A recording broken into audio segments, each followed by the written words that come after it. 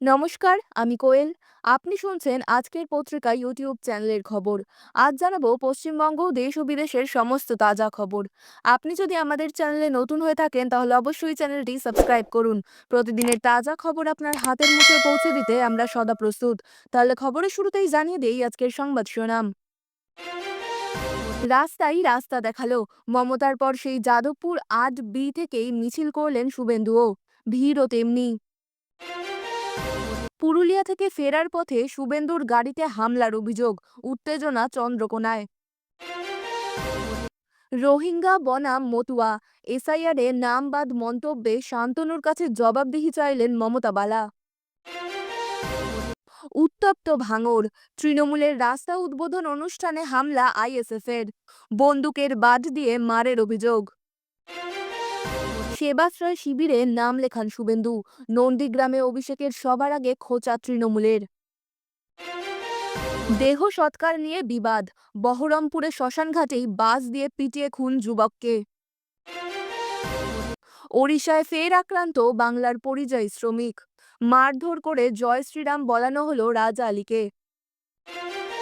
দল যাকেই প্রার্থী করুক, ভবানীপুরে মমতাকে হারানোর দায়িত্ব আমার, শুভেন্দু।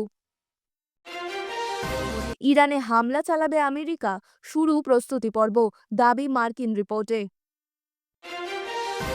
ট্রাম্পের শান্তি প্রস্তাব বিফলে ফের গাজায় হামলা চালালো ইসরায়েল, নিহত ১৩।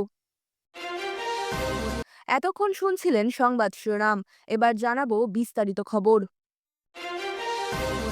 রাজ্য রাজনীতিতে এখন রাস্তাই প্রধান লড়াইয়ের ময়দান। শুক্রবার যাদবপুরের 8B বাসস্ট্যান্ড থেকে মিছিল করে সেই বার্তাই দিয়েছিলেন মুখ্যমন্ত্রী মমতা বন্দ্যোপাধ্যায়। আর রবিবার বিকেলে একই জায়গা থেকেই দেশপ্রিয় পার্কের দিকে পা বাড়ালেন বিরোধী দলনেতা শুভেন্দু অধিকারী। তার নেতৃত্বে বিজেপির মিছিলে ভিড় ছিল চোখে পড়ার মতো। আইপ্যাক কর্ণধার প্রতীক জৈনের বাড়ি ও দফতরে ইডি তল্লাশি এবং সেই সময় মুখ্যমন্ত্রীর উপস্থিতি ও গুরুত্বপূর্ণ ফাইল নিয়ে বেরিয়ে আসার ঘটনাকে কেন্দ্র করেই এই প্রতিবাদ মিছিলের আয়োজন বিজেপির। মিছিল চলাকালীন শুভেন্দু অধিকারী বলেন, এখানে কোনো ফিল্ম স্টার নেই, সেদিন সরকারের শো হয়েছিল, আজ স্বাভাবিক প্রতিবাদ। ভবানীপুরে হারিয়ে প্রাক্তন মুখ্যমন্ত্রী না করা পর্যন্ত আমি থামব না। বিজেপির রাজ্য সভাপতি শ্রমিক ভট্টাচার্য তৃণমূলকে কটাক্ষ করে বলেন, তৃণমূল আর দুর্নীতি সমার্থক, মুখ্যমন্ত্রীর ফাইল ছিনতাই তা প্রমাণ করেছে। তবে বিজেপির কর্মসূচিকে কটাক্ষ করতে ছাড়েনি তৃণমূলও। দলের মুখপাত্র অরূপ চক্রবর্তীর মন্তব্য, দ্বার কাক ময়ূরের পালক পড়লেই ময়ূর হয় না, শুভেন্দু অধিকারী আজীবন মমতাদির আলোতেই থাকবেন। উল্লেখ্য, শুক্রবার একই পথ ধরে মিছিল করেছিলেন মুখ্যমন্ত্রী মমতা বন্দ্যোপাধ্যায়। তার দাবি ছিল দিল্লির বঞ্চনা ও মানুষের অধিকার কেড়ে নেওয়ার প্রতিবাদেই রাস্তায় নামা। সব মিলিয়ে স্পষ্ট, মিছিলের রাজনীতিতেই নিজেদের অবস্থান স্পষ্ট করতে মরিয়া শাসক ও বিরোধী দুই পক্ষই। পুরুলিয়া থেকে কর্মসূচি করে ফেরার পথে পশ্চিম মেদিনীপুরের চন্দ্রকোনা রোডে বিধানসভার বিরোধী দলনেতা শুভেন্দু অধিকারীর গাড়িতে হামলার অভিযোগ। ঘটনাকে কেন্দ্র করে তীব্র উত্তেজনা ছড়িয়েছে চন্দ্রকোনায়। ঘটনার পরই চন্দ্রকোনা পুলিশের বিট হাউসে যান বিধানসভার বিরোধী দলনেতা। ঘটনায় জড়িতদের গ্রেফতারের দাবি জানান। তার অভিযোগ, ১২ থেকে ১৫ জন গাড়িতে হামলা চালিয়েছে, পুলিশের মদতেই এই হামলা হয়েছে। হামলাকারীদের হাতে পেট্রোল ডিজেল ছিল বলেও শুভেন্দুর দাবি। এদিন পুরুলিয়া থেকে বিজেপির সভা করে ফিরছিলেন শুভেন্দু। তার গাড়ি চন্দ্রকোনা রোড পেরোনোর সময় রাস্তার ধারে জমায়েত হয়েছিলেন বিজেপি কর্মী সমর্থকরা। তাদের হাতে ছিল বিজেপির পতাকা। সেই সময় রাস্তার উল্টো দিকেও বেশ কয়েকজনকে দেখা যায়, তাদের হাতে ছিল তৃণমূলের পতাকা। শুভেন্দুর গাড়ি রাস্তা দিয়ে যাওয়ার সময় গাড়িতে হামলা চালানো হয় বলে অভিযোগ। হামলাকারীদের গ্রেফতারের দাবিতে অবস্থান বিক্ষোভ শুরু করেন তিনি।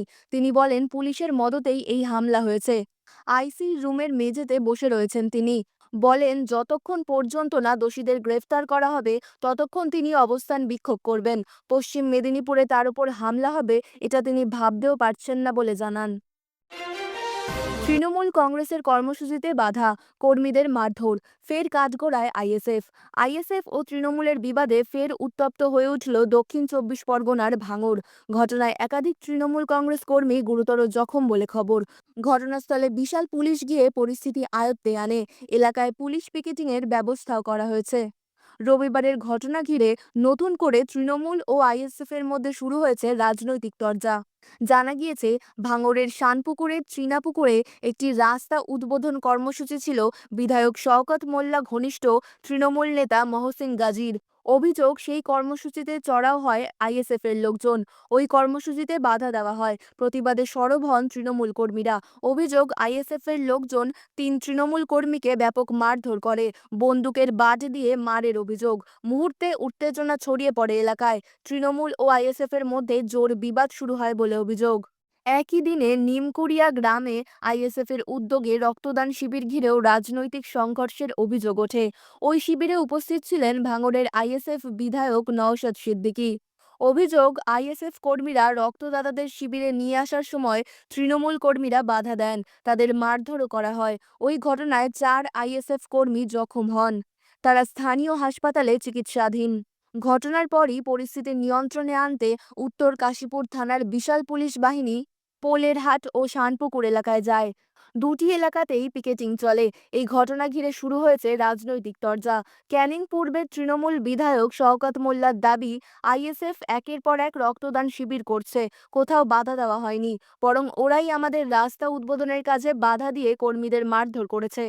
পাল্টা আইএসএফ বিধায়ক নওশাদ সিদ্দিকীর অভিযোগ, রক্তদাতাদের শিবিরে আসতে বাধা দিয়েছে তৃণমূলের গুন্ডা বাহিনী। আমাদের ৩-৪ জন কর্মী আহত হয়ে হাসপাতালে ভর্তি। পুলিশ ব্যবস্থা না নিলে আমরা আইনের দ্বারস্থ হব। ঘটনা ঘিরে ভাঙড় এলাকায় চাপা উত্তেজনা রয়েছে। আগামী বিধানসভা নির্বাচনে কি মমতা বন্দ্যোপাধ্যায় বনাম শুভেন্দু অধিকারীর লড়াই দেখবে ভবানীপুর?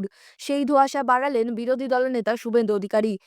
কারণ এদিন শুভেন্দু দাবি করেছেন, দল যাকেই প্রার্থী করুক না কেন, ভবানীপুরে মমতা বন্দ্যোপাধ্যায়কে তিনি হারিয়েই ছাড়বেন। ভবানীপুরে মমতা বন্দ্যোপাধ্যায়কে হারানোর হুঁশিয়ারি অনেক দিন ধরেই দিচ্ছেন বিজেপি নেতারা। এসআইআর এর খসড়া তালিকায় ভবানীপুর বিধানসভা কেন্দ্র থেকে ৪৪,০০০-এর বেশি ভোটারের নাম বাদ যাওয়ার পর ভবানীপুর নিয়ে আরও আত্মবিশ্বাসী হয়ে উঠেছেন বিজেপি নেতারা। এদিন ভবানীপুরে তিনি প্রার্থী হচ্ছেন কিনা সেই প্রশ্নের উত্তরে সাংবাদিকদের বিরোধী দলনেতা বলেন, ভবানীপুরে মমতা বন্দ্যোপাধ্যায় হারবেন, হারবেন, হারবেন। দল যাকেই প্রার্থী করুক, মমতাকে হারানোর দায়িত্ব আমার, শুভেন্দু অধিকারীর। এর পাশাপাশি এদিনও আত্মবিশ্বাসী শুভেন্দু অধিকারী দাবি করেছেন, আগামী বিধানসভা নির্বাচনে রাজ্যে বিজেপি সরকার গঠন করবে। একই সঙ্গে বিরোধী দলনেতার হুঁশিয়ারি, সরকারে আসবো আর চোরেদের লাইন দিয়ে জেলে পাঠাবো। আগামী 14ই ফেব্রুয়ারি এসআইআর প্রক্রিয়ার পর রাজ্যে চূড়ান্ত ভোটার তালিকা প্রকাশিত হওয়ার কথা। যদিও শুভেন্দু অধিকারী দাবি করেছেন, এসআইআর এর পর যে ভোটার তালিকা প্রকাশিত হবে সেই তালিকার ভিত্তিতে নির্বাচনে লড়তে রাজি হবে না তৃণমূল। মোল্লাতন্ত্রের বিরুদ্ধে বড়সড় প্রতিবাদ বিক্ষোভে নেমেছে ইরানের আমজনতা। সেদেশের ছাত্রছাত্রী থেকে শুরু করে আমজনতা, সবার মুখে একটাই স্লোগান, স্বৈরাচারী শাসনের পতন চাই।